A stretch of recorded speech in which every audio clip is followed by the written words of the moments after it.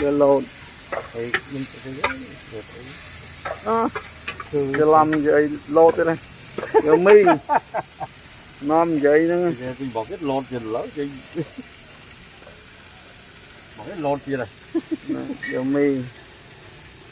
Bỏ cái lột gì lỡ lột gì nó đang khác không gì đó. Mi ở đã sạch câu ấy.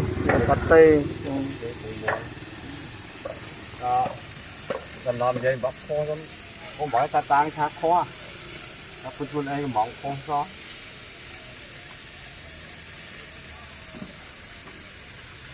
Cái xua cho ăn tới về. Quỳ đường cây nữa.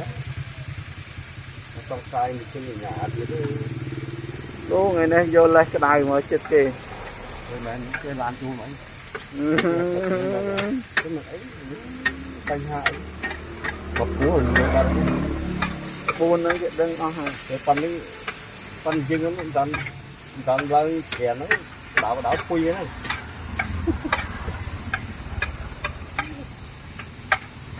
Cái bọn rồi 10 ngày đọc hao tôi liền cái từ thế. Kia đây.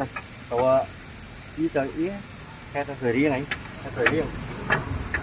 Người ta còn đi ba dụ nghi ba dụ mà hai nước lá này hai lá cái phù á tây chớ nó tây chớ nó đúng Tới kia đây vậy. đây em tự chứ Tới ngái nè khai phá gì lắm khai cậu bật đi con giúp biết khai phi ngái nè có khai phi ngái nên mình ngái vậy đây sẽ vâng tiên. có quăng chỉ cho em hút cho nó thằng kẹp quanh món kẹp thì đúng á Ta kẹp cho nó thằng kẹp mình dụng tới đạch môi nha. Ê bà tới vô cái nhá là nó đạch môi. nó tay gì anh kẹp cột thì phần đến này thơm môi luôn hút vào Ôi vô ít pi vô. thế chứ kẹp cố quá không có nào nếu ôi ăn phí nước ba đấy nó còn miệt chứ đó Không crop đi. miệt chứ còn mình xe dương người đã bắt kia đó thế làm tự chứ từ thế ấy từ ngái mình chinh là rồi điện Rồi môi môi. rồi lịch ha rồi riêng ngái mình chinh được đó cậu điện mình giúp chết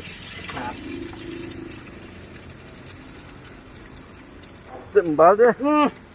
trời click ôi cái nòm gì cái kẹp cô bên nào tôi nó nhảy rồi click